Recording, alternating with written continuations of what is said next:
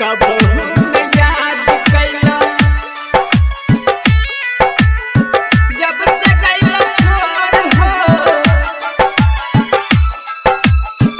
कबहू न याद कैला जब से कैला छोड़ हो।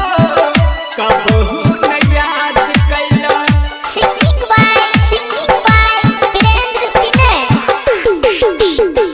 कबहू न याद कैला जब से कैला छोड़ हो। कबहू न याद कैला जब से कैला छोड़ हो। लागता कि चाल गैला, लागता कि चाल गैला, दिल से नाता तोड़ हो।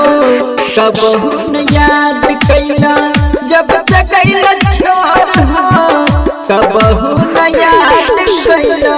लगता है वो सारे कसमें भूल गए, लगता है वो सारे वादे भूल गए, लगता है वो सारी कसमें भूल गए, लगता है वो सारे वादे भूल गए।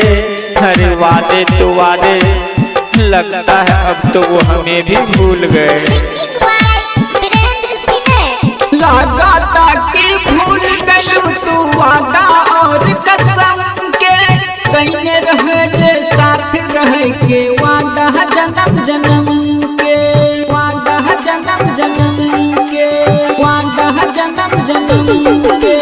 लगाता कि भूल गई तू वादा और कसम के, कहीं रहल जे साथ रहे के वादा जन्म जन्म के।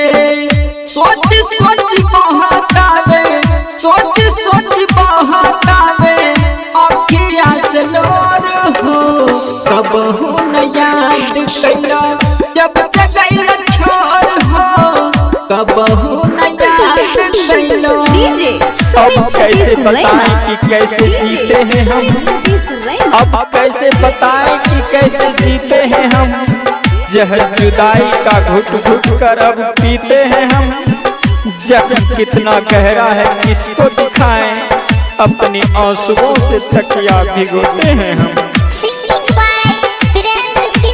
कैसे हम जियत पानी अब तोहरा गइला के बात हो।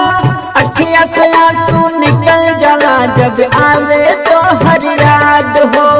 आवे तो हर याद हो, आवे तो हर याद हो। कैसे हम जियत पानी अब तोहरा गइला के बात हो। अखिया से आंसू निकल जाला जब आवे तो हर याद हो। बीरंदर बिनय के देलू, बीरंदर बिनय के देलू, काहे दिल तोड़ हो। कबहू न याद कैला जब से कैला छोड़